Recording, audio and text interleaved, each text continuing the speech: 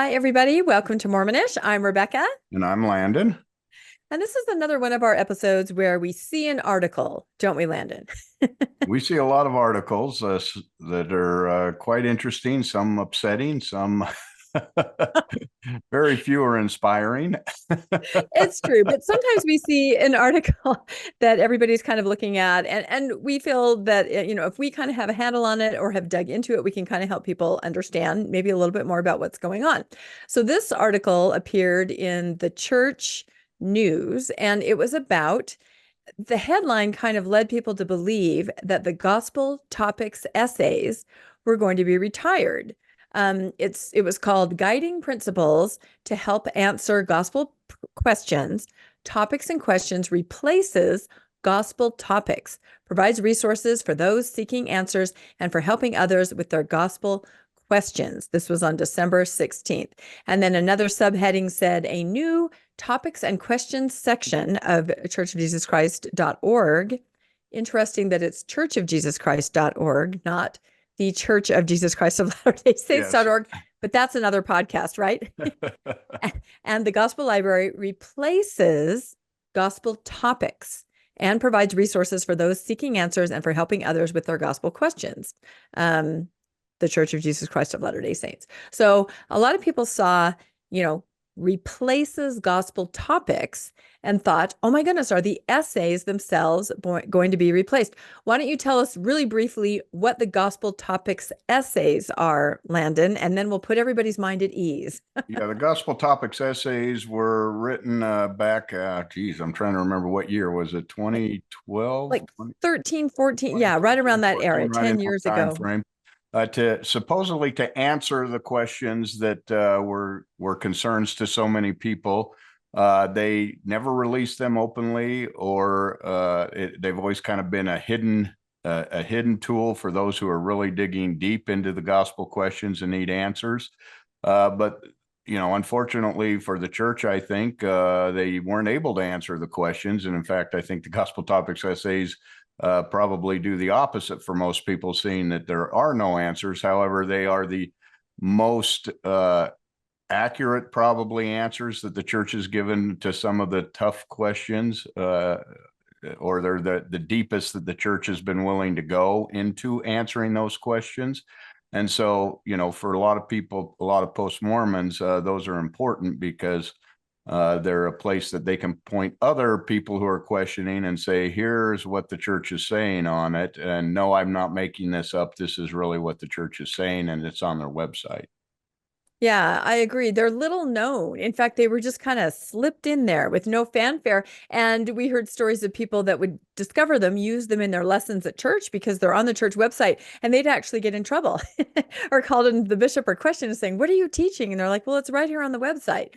So there's a number of these essays. And in fact, Landon and I do a series on the gospel topics essays themselves with the Backyard Professor, where we go through these. So, and a lot of people, like Landon said, have sort of found this, they'll go studying those, and then they'll find out some of the deeper truths, perhaps. And it definitely is listed, I think, as a shelf breaker for some people when we talk to people and say, what kind of led you out? Oh, it was the gospel topics essays themselves. So of course, people are always wondering and thinking, oh, someday they're going to get rid of those. They're kind of hard to find as it is. So this article raised some alarm bells for people.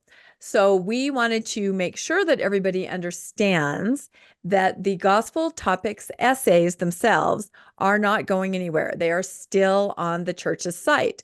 What is being replaced is something called gospel topics. I know. How would you even be able to tell the difference?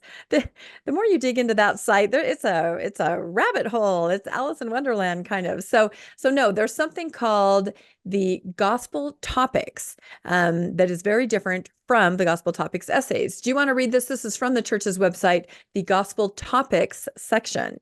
Yeah, each gospel topic includes a brief overview sharing what Latter-day Saints believe about the topic, links to resources that will help you learn more about the topic, and ideas to help you teach it to others. Learn more about the role of the Holy Ghost in your pursuit of truth and how to become a more self-reliant gospel learner. also see answering gospel questions. Yeah, there's a lot of also sees. So it's just a whole nother section. It's just called gospel topics, which is easy to confuse with gospel topic essays. And it wasn't a very comprehensive section. It was kind of hit and miss, kind of here and there. So I can see why they're trying to kind of consolidate these topics and questions and replacing this section with something new. So let's go to our next slide. Okay. So within the gospel topics section that they're going to be revamping, you could find the gospel topics essays. There was a link to that where it says gospel topics essays, recognizing that today so much information about the Church of Jesus Christ of Latter-day Saints can be obtained from questionable and often inaccurate sources. There it is again with the trusted sources. Officials of the church began in 2013 to publish straightforward, in-depth essays on a number of topics. So from the gospel topics section, you could get to the gospel topics essays. It also has its own kind of, buzzwords here. You can look up the first vision, ministering, restoration of the church, things like that. But again, this section is going away and being replaced. So let's go to the next slide. Okay, so what is it going to be replaced with, Landon? Well, it's going to be replaced with what's called topics and questions. So they've gone from gospel topics to topics and questions, which is not gospel topics essays. So you can see where it would be confusing. But if you go to the church's website, there is now a section called topics and questions that is going to replace this. That's right. According, if I read this, resources found in the updated topics and questions in the Gospel Library app and in the Gospel Library on the church's website are designed to help answer an individual's gospel questions and to help others find answers to theirs. Finding answers to gospel questions using reliable sources can lead to increased faith in Jesus Christ and the restoration of the church. The prophet Joseph Smith had questions that led him to the divine restoration of the Church of Jesus Christ. For Joseph, seeking answers was a lifelong pursuit. So evidently the church is encouraging us to question and seek answers, but only seek answers from them and their websites. I think as we get in this, you're going to find that they really do not answer any questions. They're really quite bland, and we'll get into that as we start looking at this. Well, and you know what this reminds me of? And we just played this clip on another episode that we did that aired a couple weeks ago. Church historian Kyle McKay gave an address at BYU, Idaho, where he clearly stated there are lots of reasons to question. There are lots of compelling reasons. There are lots of evidences that things may not be what you think. And he clearly looks right at the camera and says, seeking answers is not the answer. Well, and that's a perfect setup for this new topics and questions, because if seeking answers is not the answer, they've accomplished it, because there's really not a lot of answers here, but we'll show that as we go through that. That's right. So the first section, when you go over, and it's a comprehensive site, this new topics and questions. There is a lot. We spent several hours on it the other day trying to see how we could best present this to our viewers and listeners. So there's a lot there, kind of around and around. So it talks about seeking answers to questions. Elder Dale G. Runland of the Quorum of the 12 Apostles said, to come under Christ, we need to develop testimonies of the living reality of Jesus Christ and the truthfulness of his restored gospel. Such testimonies come by a witness from the Holy Ghost accompanied by diligent study. For those who have questions, President Russell M. Nelson has counseled, seek guidance from voices you can trust, and take your questions to the Lord and to other faithful sources. Elder Runland said, we owe it to our members and seekers of truth to provide reliable, trusted, and faithful sources. Topics and questions, this is the new section we're discussing, is a wonderful place to start. The associated guiding principles are like a user's manual for approaching the material in topics and questions. So again, they make it very clear that faithful sources, also you yourself be faithful already. And I'm surprised they didn't include the most recent quote from the April Think Celestial address, where it says, don't seek counsel or answers from anyone other than a trusted source. They took it a little bit of a step farther. Yeah, I like this one where it says we owe it to our members to provide reliable, I don't think they owe it to provide trusted. I think they owe it to provide reliable and reliable sources. Right. And Accurate. but they owe it to their members to answer the questions, is what they're saying. So we'll see. We'll see if they do a good job in doing that or not. Yep. Let's see. Oh, so here we go. Here are the, according to the Topics and Questions site, the 5 guiding principles for those seeking answers to their own questions. So as you are seeking, as you're searching answers, you yourself have to do some personal work in order to be ready to receive the answers that you're going to find. First, you need to center your life on Christ. So you have to be Christ-like. You have to already have a testimony, it sounds like, of Jesus Christ. They mentioned that before. Of course, this makes it that if you don't get answers, you probably haven't centered your life on Christ. So it makes it a conditional reason for how to.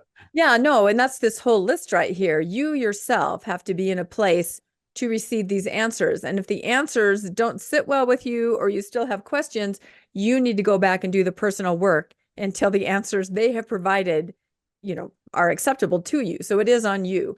Another thing you need to do is be patient with yourself and others. So that kind of makes it sound like you might read things and go, that still doesn't quite answer the question.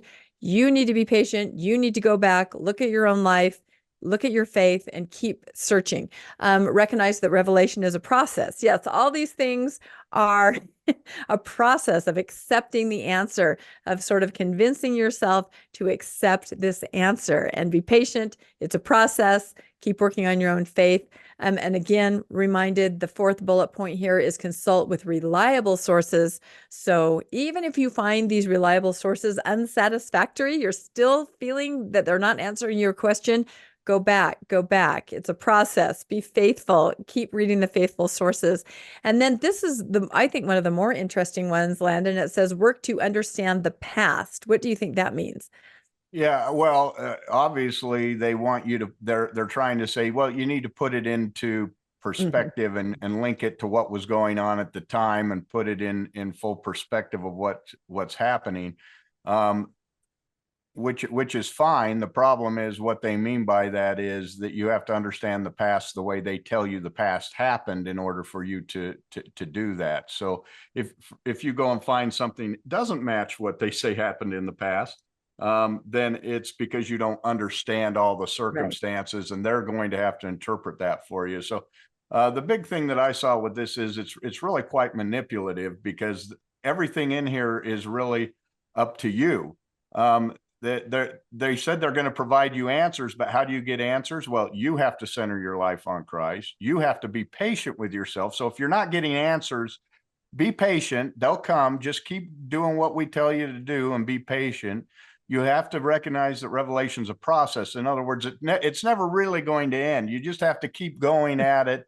Don't come to any conclusion, because it's a process. It's ongoing. You're not going to get answers, and then, oh, you're not looking at reliable sources. That's why you were led astray. Had you looked at reliable sources, you would have followed, you would have gotten the answers. And then, oh, you don't understand the past. You really need to consult BYU historians and BYU professors to tell you how to interpret this, because obviously they don't want you going outside and looking at an actual Egyptologist or a Maya, somebody who studies Mesoamerica, who can tell you the reality of what they're telling you.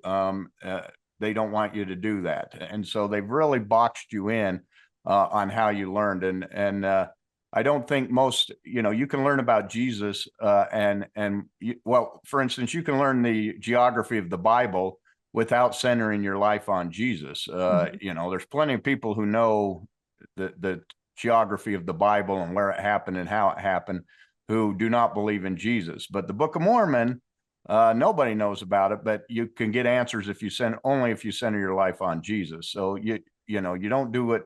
That's not how things are done, but that's how they're telling you they're done.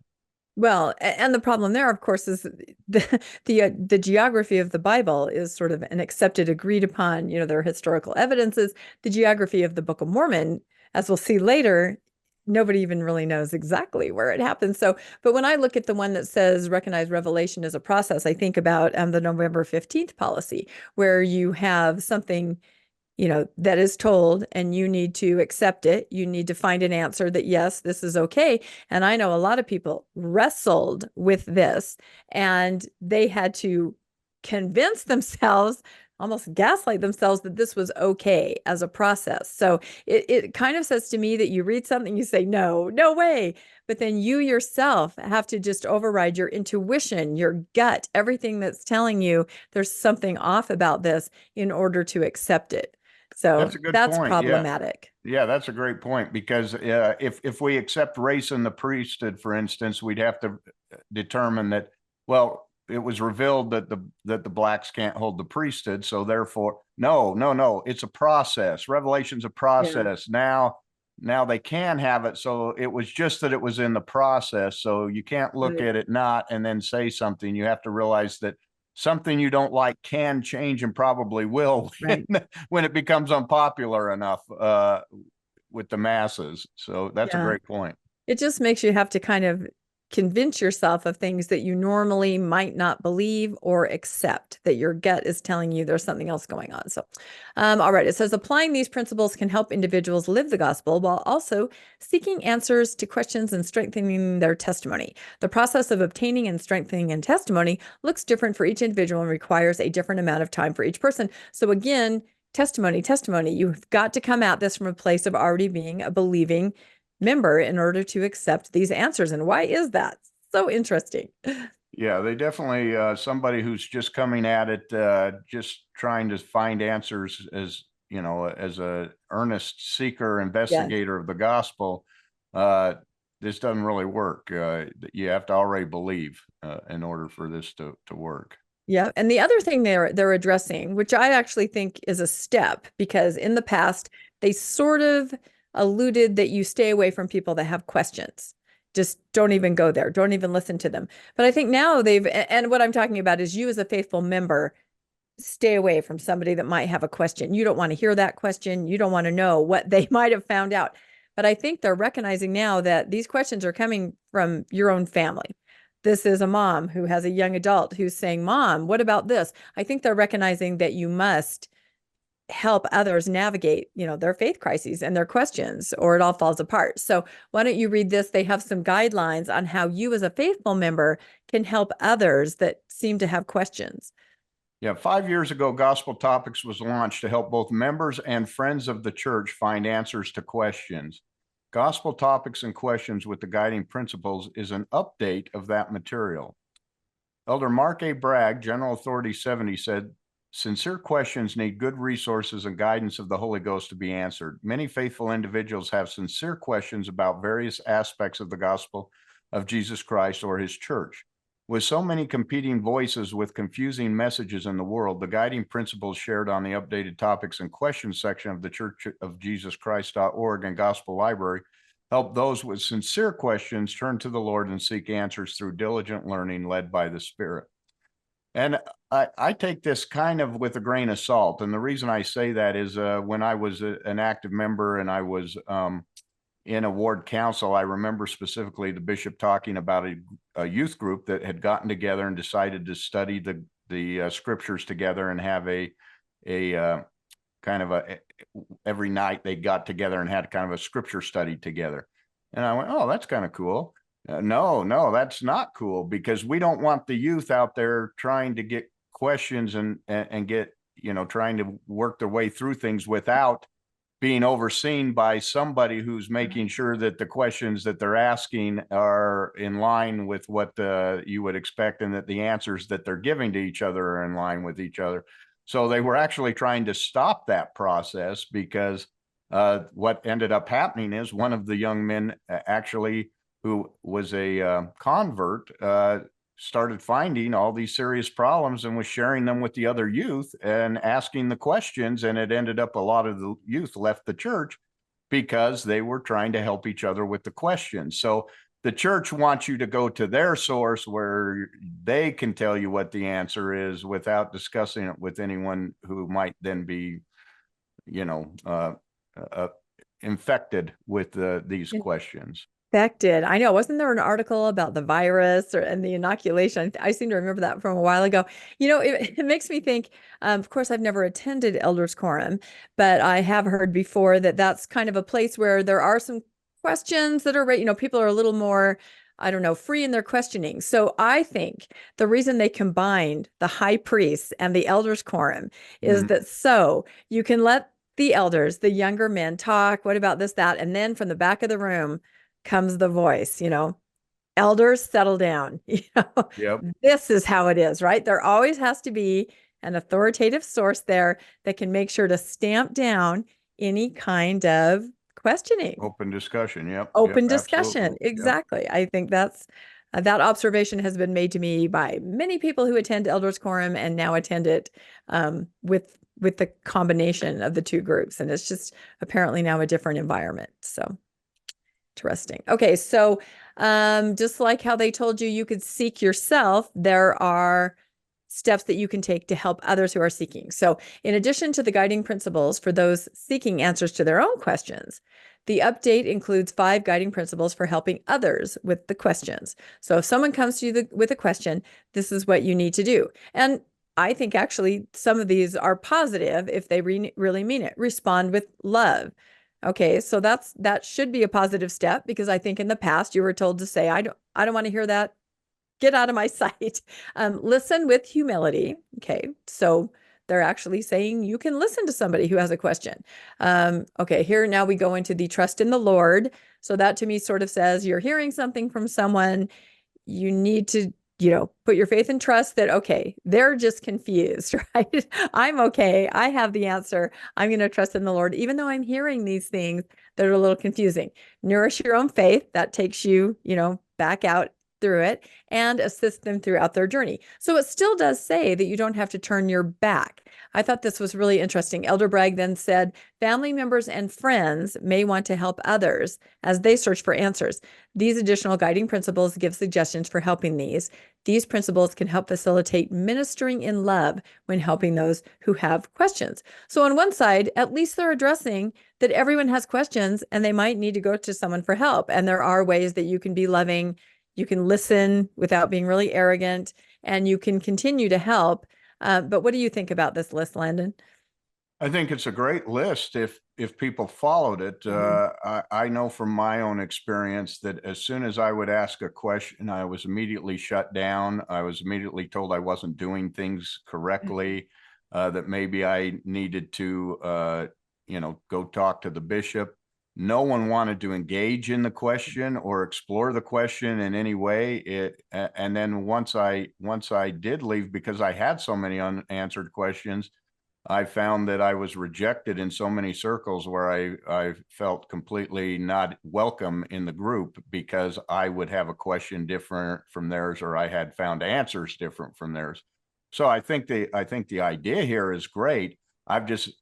I rarely see anyone who starts questioning in the church have people who welcome them and love them and want to have an open discussion and discuss things. They usually clam up and are very much run away from the person who's questioning rather than do this. But I think it's great advice for those who want to follow. Yeah, I think so too. It seems to be a positive step if it can really be followed. All right, let's go to our next. The topics and questions and guiding principles are accompanied by study guides for 40 topics. Individuals may use them to guide their study of these topics. Additional study guides will be published shortly, said Elder Kevin W. Pearson, General Authority 70. Each study guide provides links to scriptures, videos, prophetic teachings, and other materials. So I think we're going to dive into it at this point. Isn't that right, Landon? Yeah, we are. Kind of put this One together. thing to say about this is, they're provided with study guides. The problem is the study guides only point you to their answers. They're not comprehensive. They don't let you see the issues from both sides. They don't really let you see the problem. So what I find is that as a sincere questioner, when you have a question and you're saying, this is the part I can't find an answer to, and you go to their site and all you find is an answer that you've heard over and over and over and over again, that's only a partial answer that doesn't address the really hard or difficult scenarios, that actually leads you the other direction. So when you go the study guide and all you see is the bright, happy side of the Mhm. question, but you don't see the darker side. For instance, let's say it's celestial marriage and you're a divorced person and you're asking about what happens when I get remarried in the temple, and you go to celestial marriage and it's all a happy about the first time you get married and you're only married Mhm. to one person and that you're together forever, and yet you're trying to get married to someone who's already sealed to some. Those questions Mhm. aren't answered. That dark Right. side's not covered in the study guide, and so you're left with just as many questions as you had when you started. Yeah, um that particular question was actually asked in general conference. Conference. Remember, President Oakes, I think it was, read a letter from or paraphrased a letter from a woman with exactly that question about first wife, second wife temple, and he laughed at the question. So there's a reason I think perhaps the answers aren't there. So this kind of shows you when you go into topics and questions, and we're gonna go into Mm-hmm. a live demonstration, but you'll just kind of see little bullet points, little pictures, overview, gospel study, for all different topics, baptism, Aaronic priesthood, or what's pulled up here. But, you can spend a day in it. There's all kinds of overviews, study guides, definitions, answers. It's a really interesting site. So we thought we would kind of take you in, and we were just trying to picture, questions that we had. What would you go here for? What would you look at? And what are their answers? Yeah, absolutely. And you can see right here, it has the overview and then the gospel study guide. So this is what they were talking about. If you look up baptism, there'll be an overview of what baptism is, and then there'll be study guide and videos and different things you can watch from the church to answer this. To me, it really feels like, as I read these questions, and we'll go through some of these, that they're really not trying to answer any difficult questions. They're simply stating the church's position on it, and and it looks like, oh, we put 40 subjects out there that you can research and look into and find answers to, when really there's not much meat. There's a lot of milk here. So let's go ahead and jump in. Give me just a second here to pull up uh, the website here. And here is the website. Um, and what you'll see is that when you get there, is that over here on the left-hand side, you get topics and questions. And then here's all the questions, and they're listed alphabetically. And sometimes you have to kind of guess what it might be, because you might call it one thing and the church calls it something else. For instance, we were looking for uh, LGBTQ, or maybe homosexuality or something like that, and we found it under same-sex attraction. So you had to go under S to find it. But you can see over here on the left, here is a lot of the things they put up here: Book of Mormon geography, Book of Mormon DNA, Book of Mormon translation, and it goes all the way down with a whole bunch of things here. So, as we went through, there were a couple that we looked at, like cross, what's our stand on the cross? And we were a little surprised by some of these, because, here it is, here's the whole answers. It's 2 paragraphs, and a lot of these are that way. They're very simplified. There's not a lot of meat. And here we were kind of surprised, because in recent years, and this has just been updated, we've seen the cross being used and depicted, and Christian symbolism being used a lot more in the church. And yet it still says we don't use the cross, and that we focus our lives on Christ. And it doesn't say anything about, that we are not opposed to using the cross, even though, we know that they've changed the maps to where the churches now have crosses on On the them to cross. denote that they're Christian churches. And we saw an Easter ad where they had all the Mhm. crosses up on the Yep. hill. That was the church, depicting, and you can make the argument, well, that's just because it's Easter and it's about, the resurrection, but they didn't show the resurrection. They showed him being crucified, which is a very Right. Christian ideal. So, Yeah, um, and younger people are starting to wear Christian jewelry, yep. things like that. So what we found overall was sort of that the answers, they were general and they almost seem to be out of date. When you go to articles, They were from Ensign articles from the 90s, things like that. There wasn't a lot of up-to-date information. Let's make sure that we show our viewers that some of the topics do refer directly to the Gospel Topics essays. I think we have that list there where we can go to some of those and show how, because again, this episode is about where are the Gospel Topic essays? Are they still there? So when you look up, for example, Book of Mormon and DNA Studies, right there it says, see Book of Mormon and DNA Studies in the Gospel Topics essays. So the essays still exist. You can still access them through this topics and questions, and it takes you there. But interestingly, I don't know if you want to click on it and show them how it just kind of appears on the side. Yep. It appears over here on the side, very small. I was trying to blow it up. I couldn't get it to blow up. It does allow you, it looks like it allows you to print, but this is kind of what you see. It's up and down, very narrow. You have to scroll up and down to read it. Right. And it does not link back to the comprehensive list of Gospel Topics essays. Like from here, I couldn't go back and find the essay on Mother in Heaven. Right. It's just specifically this one. So again, it exists, the Gospel Topic essays, but they're kind of siloed over in this place just to do with this one topic. But when you go to, for example, Book of Mormon translation, I think that's another one. There are several of them that have these Gospel Topics essays that have existed for over 10 years, and you're referred through the topics and questions to the Gospel Topics essays. So again, they're still there, but and a little hidden. Sorry about that. Interestingly enough, there are a couple, like plural marriage, where they actually put the gospel doctrine essay, it's directly there. It's not a link. So some of them, they link you to it. Other ones they put there. But we notice that they have plural marriage and families in early Utah, plural marriage in Kirtland and Nauvoo, but they're completely missing post-manifesto polygamy, which is the third gospel topic essay, and they don't go anywhere there, almost like they don't want you to know that they continued to practice polygamy post-manifesto, and they don't want you to find out about that. So we thought it was kind of odd that that was missing, from this. And it's interesting because that topic is becoming a hot topic. We are going to be doing an episode on post-manifesto polygamy because I think people are finally waking up and going, wait, there was the manifesto that said stop, but did they stop? What happened? What happened to all the families? It is a topic that is becoming increasingly interesting to people, and yet it's not here on this list at all. It is a Gospel Topics essay, but again, you'd almost kind of have to Google Gospel Topics essay and LDS Church to find it. It's difficult unless you already know those essays exist to just stumble across them.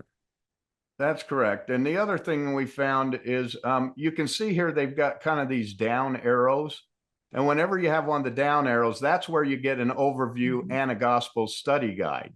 So if you want to learn about faith in Jesus Christ, you can go to the overview and you can learn about faith in Jesus Christ, or you can also go to the gospel study guide, which gives you additional information, more stuff that you can, it's got sections and things to think about. It's kind of a study. Activities. Yeah. Yeah. A study guide.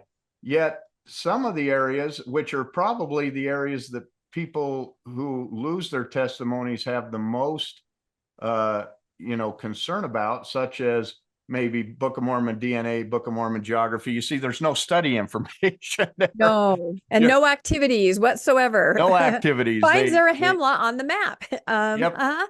Yep. They're not going to show you any of that. Yeah, they don't want you to go there. They don't want you to dig in. There is no oversight for those. So that was a little concerning. There's also some here that are just straight up, to me, deceiving. For instance, this one, church finances, commercial businesses. We wanted to read this one. Here's the church finances. You think that maybe they'd go over the SEC findings and some of the problems with Ensign Peak and the church's investments and that kind of stuff that has been in the news in the last year, that people may have questions. Why does the church do this? And so let's read. Here's the church's answers into it as to why they do this. You want me to read that, or can you read? You can go ahead and read it. Okay. Why don't you read a paragraph and I'll read a paragraph? I think we can do both. The church holds business interests that are primarily an outgrowth of enterprises which were begun when the church was isolated in the West. The commercial businesses owned by the church help serve the needs of the church in accomplishing its mission. The money made from these commercial enterprises is relatively small. The majority of financial resources in the church comes from the tithes and offerings of the church members. I'll read in a second, but as I said, outdated. This relatively small. Oh my goodness. Okay. President Gordon B. Hinckley described essentially the business assets which the church has today are an outgrowth of enterprises which were begun in the pioneer era of our history when we were isolated in the valley of the mountains of Western America. Yes, because GameStop stock existed in pioneer times. Pioneer days GameStop. Sorry, we were feeling salty after reading this. For instance, a newspaper was then needed to keep the people advised of what was going on at home and abroad. The result was the Deseret News, which has been published now for 135 years. In the 1920s, government officials encouraged newspapers to set up radio stations. That was in its infancy of the broadcasting industry. One such radio station was established by the Deseret News here in Salt Lake City. From that has grown by the natural process of development holdings of a number of broadcasting properties. So they're saying, okay, we have a newspaper and we have some radio stations. Okay. That all came out of the growth when we first got in the valley. We owned this business. And they were told to start them. It wasn't anything that they did for profit. They were told to start them. And I think most people can see, well, yes, they can put conference on or whatever. So I can see a need for a broadcast station that they can do that. And that's what they're playing to is, you can see where a radio station would help us get out our word. As all of you will recognize, the ability and the facilities to communicate are among our great and constant needs. The ownership of these properties, both newspaper and broadcasting facilities, while they are operated as commercial entities, both directly and indirectly help us in our responsibility to communicate our message and our point of view. Faith-based newspapers and radio stations. I think that's what they're talking about. The church was a pioneer in the sugar beet industry. Landon's going to start getting angry. To help our farmers who needed a cash crop. One of our present properties is an outgrowth of that. So newspapers, radio stations, and the sugar beet industry, which we are going to do an episode on that because boy, is that a rabbit hole. So these are kind of just old-timey, folksy assets, aren't they? Oh, yeah. And they had a beautiful hotel was constructed adjacent to Temple Square 75 years ago to provide a comfortable hostelry for visitors to this city. And we all know that that's the Joseph Smith building now that has huge gold chandeliers and they've turned into a temple, Holy of Holies temporarily while the but again, didn't they just purchase a huge high-rise in Maui? I mean, they're not they don't mention that hotel. They got the folksy old Joseph Smith building. All right, so merchandising interests are an outgrowth of the cooperative movements which existed among the people in pioneer times. The church has maintained certain real estate holdings, particularly those contiguous to Temple Square, so right around there in the area, to help preserve the beauty and the integrity of the core of the city.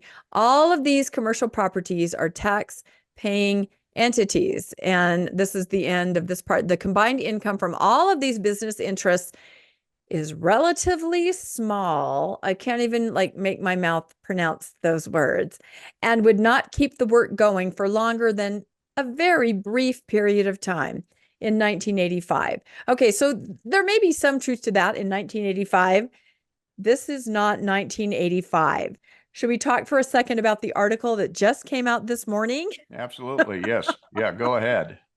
No, there was an article in the Daily Mail about the massive commercial enterprises and real estate holdings of the church. Massive, to the point that it is alarming as people are starting to figure this out. So, and we're going to do an episode on that article, of course. But again, for someone who has a question and goes here, they say, they've got a hotel, they've got a small, doesn't really support the church. This is a sin of omission. The things that they say here are true, but they are not by any means telling you the big picture of the commercial assets and the holdings. Do you agree with that, Landon? Well, and they may have been true in 1985. The business Right, interests may have been relatively small in 1985, but we right. know that since that time, there's a reason they're quoting from 1985 and Mhm. not from 2024, which is what, 40 years later? Mhm. Because in that 40 years, the church has amassed an immense wealth, billions and billions of dollars. They're the Mhm. largest landholder in Florida. They're, as the article you just mentioned today, they're buying up land in Nebraska at alarming rates to where the farmers can't compete for the land. They can't afford to buy land because the church is buying it all up. The church is invested in Apple. They're invested in Disney. They're invested. We know from the SEC finds that they're invested in dozens and dozens and dozens of large corporations, none of which are mentioned in here. So this is a complete distraction. It's a complete deceit. It's lack of information that they're providing. They're quoting old information to try to make you believe something. And I can tell you in 1985, if there was an internet, they certainly church commercial finances wouldn't have been on there because it wasn't a concern to those of us in 1985 who were in the church because we had no idea the church had such holdings. Right. And they talk about that they those holdings contiguous to Temple Square to help preserve the beauty and integrity of the core of our city. That, oh, we're just trying to keep the temple lot looking nice. And Right. City Creek wasn't even around in 85, was it, when he made No, this comment? But we no. now know the mall, the massive mall that's next door, there's Yeah. a high rise building with a church and office buildings that they own. This is commercial enterprise at an immense scale, larger than almost every corporation. They're outbidding Bill Gates for property. They are a major player in the U.S. economy. They are bigger than almost every corporation Yeah. out there. And yet they say that they want you to believe it's relatively small. This is misleading. It's lying. It's manipulative. And that's the problem we have. They may have changed the format, but they haven't changed the tune. Ooh, there you go. Scroll down a little bit. Let's see. Let's just let everybody see. They include some scriptures in support, and then they have messages from other leaders. And if you look at this, the two articles are from President Hinckley. So that tells me they do not have any updated information on finances, like you said, for 40 years. Let's scroll down a little bit. Maybe they in the church magazines added. Okay, so they have something from 2018. And it looks like something from the newsroom. But again, nothing really up to date. Everything that's come out in the last year with the SEC. And I would think this would be a big topic people would want to know about, and how I see this being used is say, okay, so tomorrow, Landon, you go to your family Christmas party. You have too much eggnog and you start talking about church finances, right? They're crazy. There's so much. Well, but you might mention something. I know you're very subtle around your family, and somebody in your family might go, "What's he talking about church finances? I'm not sure what they're talking about exactly." Goes to a trusted source, clicks on here, church finance. What was Landon talking about? Oh, he didn't know what he was saying because look, all they have is a nice folksy building and a newspaper in it. This is how I see this being used as kind of a one-stop shop for somebody that might hear something from somebody and wants to, see exactly what's going on from a trusted source. And if you go here, you're not going to get the big picture. That's the bottom line, I think. Yeah, you notice there's no links to the Deseret News articles or the Salt Lake Right. Tribune The articles on the church SEC. finances. Yeah. And, of course, no one's going to want to lay out their dirty laundry, but come No. on, if you're going to, you said you owe it to us to provide trusted Right. sources. Give us some answers. What Right. is this immense, enormous war chest for?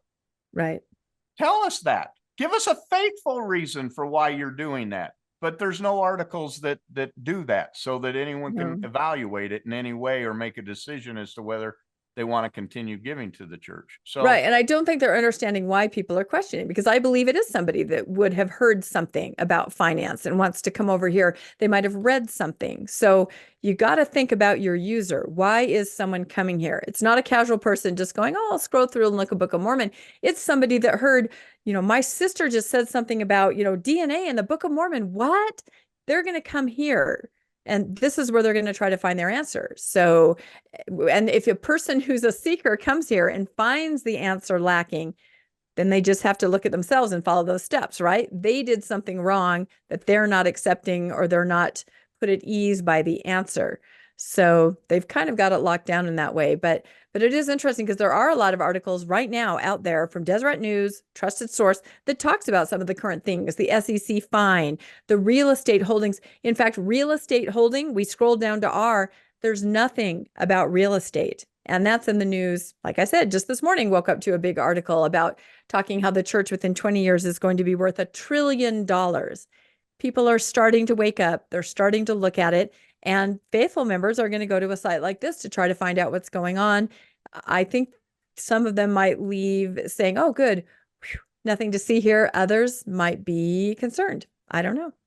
And it goes beyond that. It may just be that you're looking for gospel answers. So let's say that you want to find some gospel answers. And so you come down here and you say, okay, I want to learn a little bit more about, let's say, Joseph Smith. So we go down here, and here's Joseph Smith. And we can find out about Joseph Smith. And here's an overview. Talks about Joseph Smith.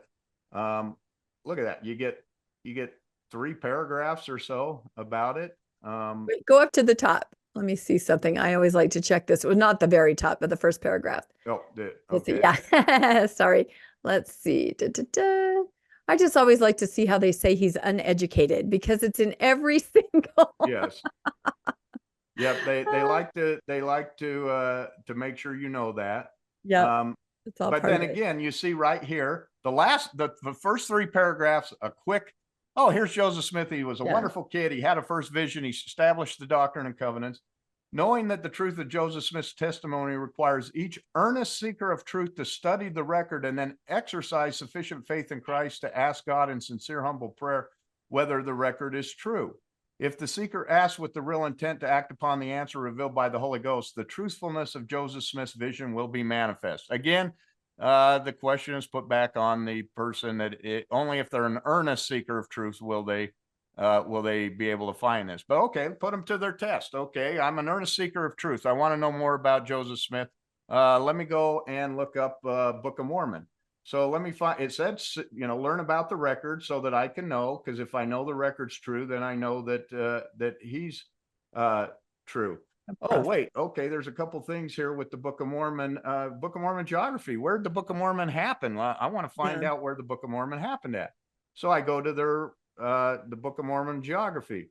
The Book of Mormon includes a history of an ancient people who migrated from the Near East to the Americas. This history contains information about the places they lived, including descriptions of landforms, natural features, and the distances and cardinal directions between important points. The internal consistency of these descriptions is one of the striking features of the Book of Mormon. In other words, they always say there's a river over there and a mountain over there, so that proves the Book of Mormon. But then you read down a little further. Since the publication of the Book of Mormon in 1830, members and leaders of the Church of Jesus Christ of Latter-day Saints have expressed numerous opinions about the specific location of the events discussed in the book. Some believe that the history depicted in the Book of Mormon, with the exception of the events in the Near East, occurred in North America, while others believe that it occurred in Central America or South America. Although church members continue to discuss such theories today, the church's only position is that the events the Book of Mormon describes took place in the ancient Americas. Wow, what an answer. We can't tell you where it happened. We're just saying it happened in the ancient Americas.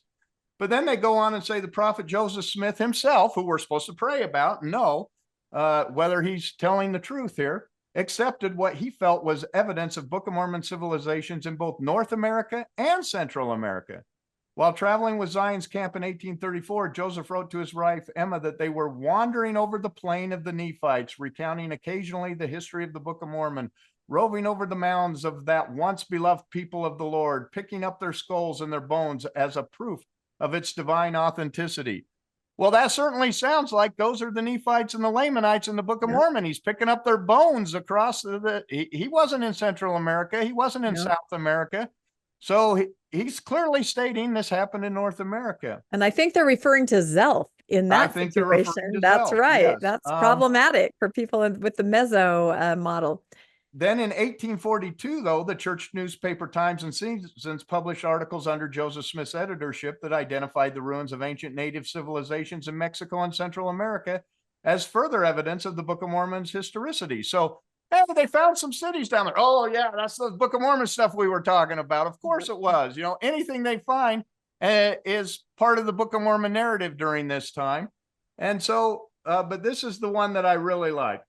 The church does not take a position on the specific geographic locations of Book of Mormon events in the ancient Americas. Speculation on the geography of the Book of Mormon may mislead instead of enlighten. Such a study can be a distraction from its divine purpose. Don't look for the geography. It doesn't matter. It's going to make it, because if you look here, it's going to be wrong. If you look there, it's going to be wrong. No matter where you look, you're not going to find it. So that's a distraction. So don't look. But remember, this is how we find out whether Joseph Smith is true, is we follow these topics and we're able to find out whether Joseph was a true prophet by searching the record and knowing it's true. But we won't make a statement on where it even happened at, because quite frankly, we don't know. It's a pesky detail. Translation, if you want to know. Oh, then they're going to refer you to the Gospel Topics essay, because they want it to be easy to find out that he actually read from a rock and a hat.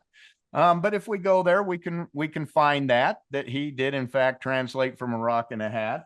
Book of Mormon and DNA studies. Oh, again, they're going to point us to the Gospel Topics essay, because they don't want to make it easy for us to find out. And we're going to go read a bunch of confusing data about how DNA works that really just ends up saying there is no DNA. And again, we don't know anything.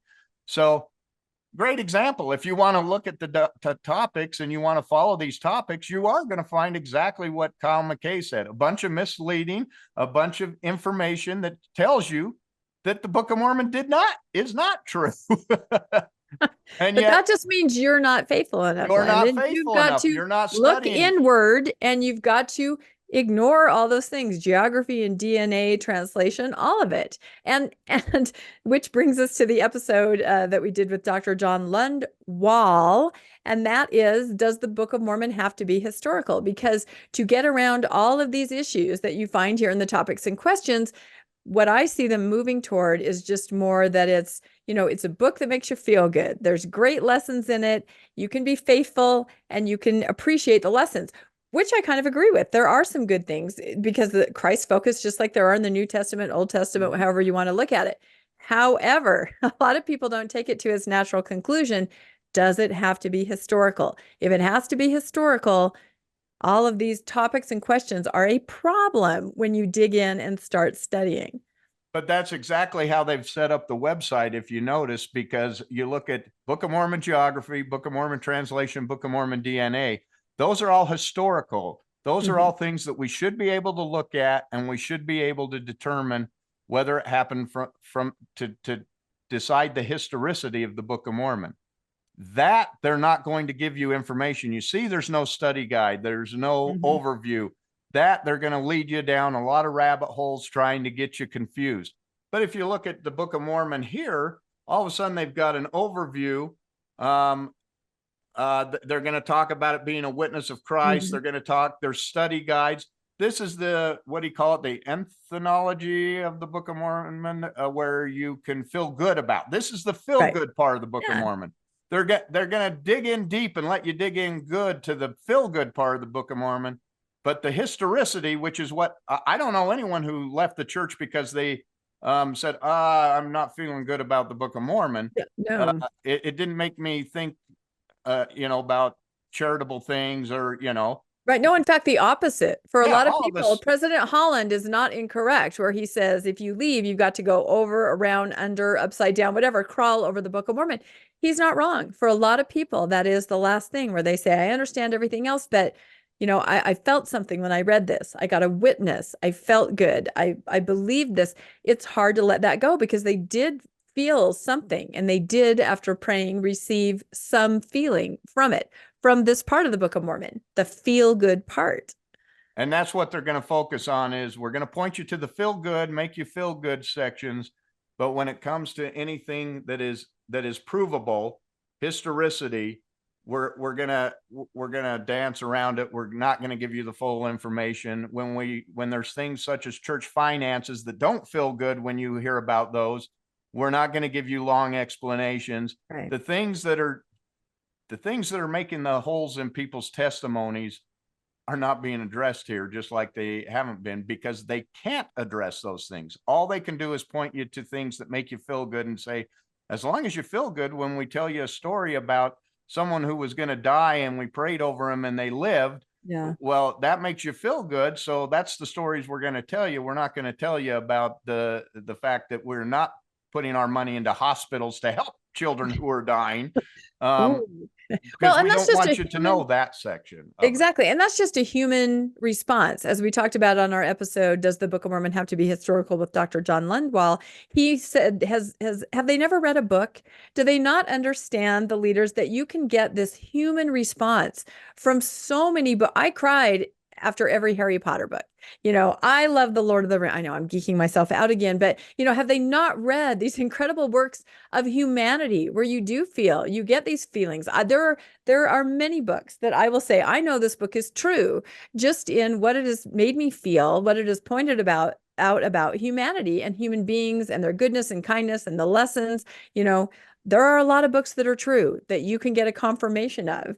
You don't have to base your life on a lot of books that are fiction that you can get a good That's what I'm talking about. Everything I listed is fiction. Who doesn't cry in Romeo and Juliet when the two lovers kill themselves? Yep. I mean, obviously, Old Yeller.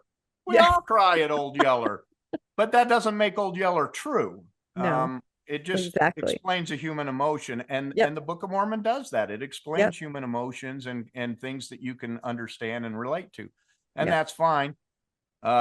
The intent of this episode, though, was to kind of show you so that you could see what was available, to know that the Gospel Topics essays are not going away, that they are still going to be there. But some of these resources are there for you that you can look at, but just be aware of the way that they're going to be used, that they're presented, and be aware that your friends and family members are turning to these. So if you bring up something about church finance, they may have read that and they'll dismiss what you say. No, it's fine. They just have a hotel and a newspaper. So again, there's just kind of two sides to everything. So and again, you might have noticed that, boy, we dug into this yesterday. We spent a couple hours. This episode could be 20 hours long, couldn't it, Landon, as we go through every single one. So we're trying to stop ourselves, but we would encourage you to go look at these. It's very interesting. But as we searched through the topics and questions, we started to notice what isn't there. And not to say that they're not going to update this. I feel like they're almost going to have to. And it's a way to add things very quickly. They can just add a section. But right now, as of yesterday, these are some things that we noticed that are big questions to us as podcasters that we see other podcasters covering. We ourselves are covering these. These are the questions in the media out there. We didn't see these in the topics and questions. So do you want to read through this, Landon? Maybe address some of these? Yeah, just a couple. These were just things we were pulling out of our head of some of the things that we've run into that aren't at all covered. Such as the Kirtland Safety Society. They don't seem to want to explain that. Protecting children against child abuse. They have polygamy, plural marriage. They have same-sex marriage, same-sex attraction, but they don't cover, protecting children and child abuse. And there are huge updates on that in the UK. There's a huge policy change for the church in the UK about protecting children.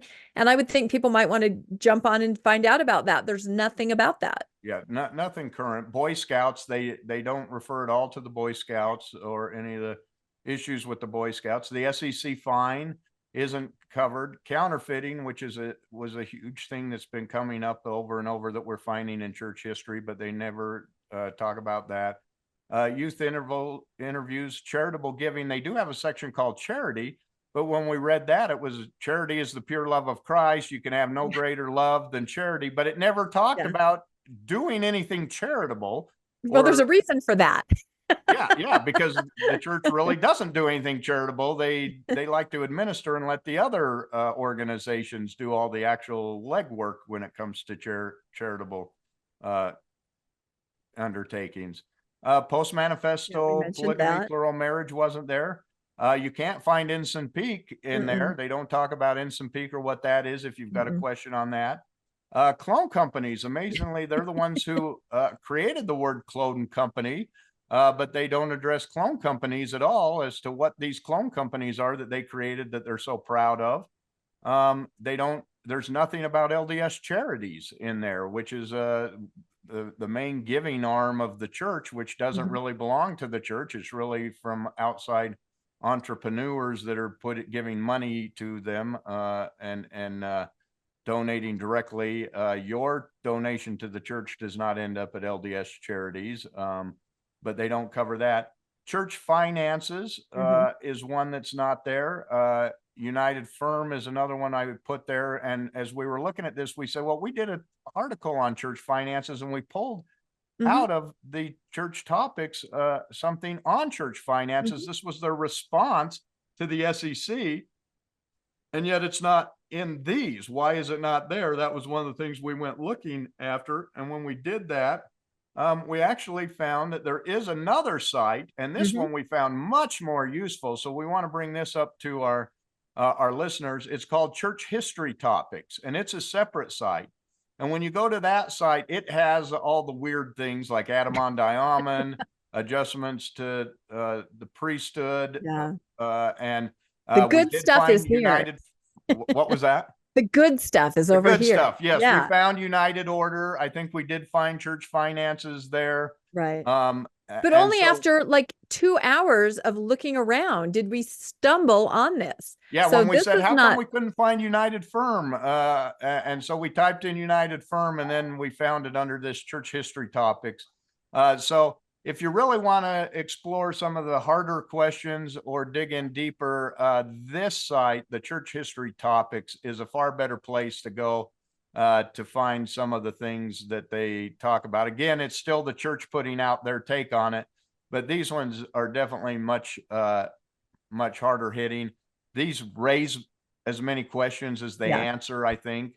And so the church doesn't want to promote that one because obviously church history is problematic. So go to the church history topics site if you want to find some of the more interesting things to look for. Whew, did we do it? Did we cover it? Final thoughts. Yeah. Oh, I made that on AI. I can't remember what I typed in. I think it was somebody telling you not to question or something.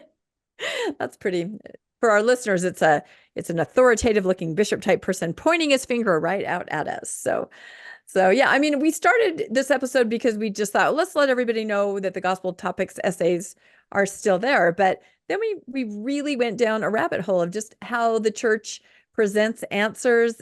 At least they're acknowledging there are questions. And I feel even a decade ago, they didn't. They just said, it's okay, just get in line, you're fine. They now are forced to recognize that even faithful members are hearing all kinds of things, mostly from probably their immediate family, people that they love, who they are not just going to toss aside. They're going to listen. We have friends who their son, I believe was, or daughter, I can't remember which, was serving on a mission and was writing back questions that they were stumbling across in the mission field.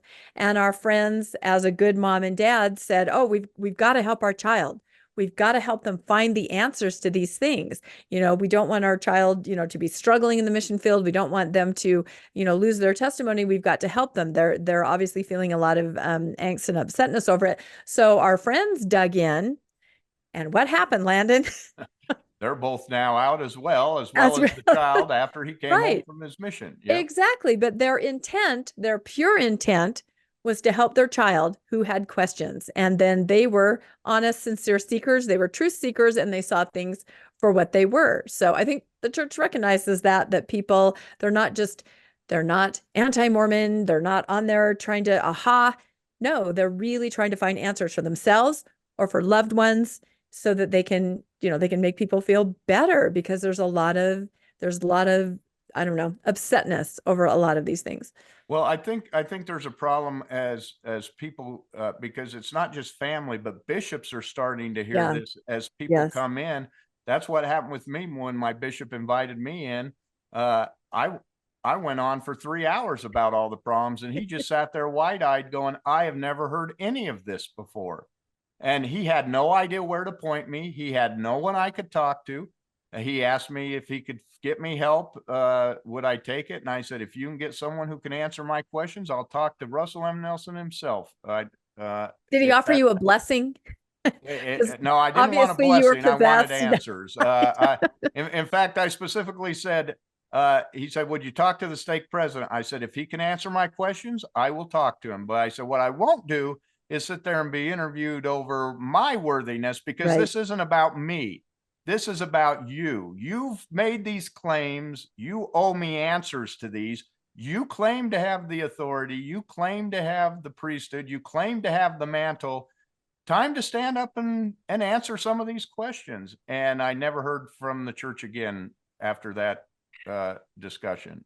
Yeah, So, you're on a list now. They say he's too dangerous. He knows too much. I well, think. now this gives them a place where they can say, well, go look at the topics and questions. Yes. Yep. It's a placebo. It's go look at something, keep them busy for a little bit. Maybe they'll lose interest, but anyone who is really what they call a true, earnest truth seeker is going to dig into these and say, that's not enough. You're not answering the question. You're dodging the question. And that's what's happening in the church. So in the end is when you give a non-answer, you've pretty much given an answer. And I think people that are studying these things and are digging into these things, they're going to realize that I'm seeing it all the time. Every time someone I talk to and I say, tell me your story, they say, I was trying to be faithful and I just kept finding the ridiculous answers they were giving. And that turns them off more than anything. You'd be better off to say, I don't know, than to try to buffalo people. Yep. I don't know the answer to that. Believe. Yep.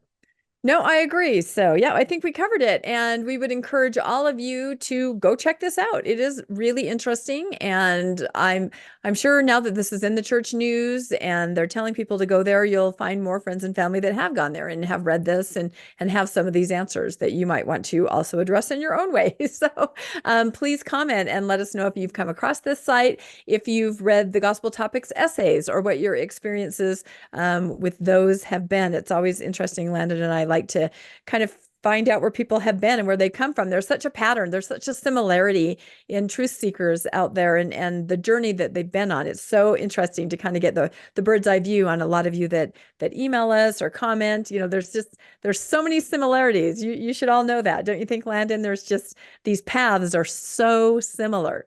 Absolutely. Yep. Absolutely. Yep, they are. So we see the numbers declining because people are seeking. Yep. That's it. That's the bottom line. So please like and subscribe if you haven't already to Mormonish. And if you'd like to be made aware of when our new episodes drop, you can hit that notification bell and you'll get notified when we have a new one out. And if you would like to help support Mormonish financially, we have links in the show notes to PayPal and to Venmo. And we really, I just have to say, we really appreciate those of you that do. It makes a huge difference for us as we're trying to kind of get some things going on Mormonish, different equipment or different things that we need to be able to produce the content, and your support in whatever way that you can support us is really important to us. And we just thank all of you so much. And we will see you all next time on our next episode of Mormonish. Thank you, everybody. Thanks so much. Thanks for joining us for another episode of Mormonish.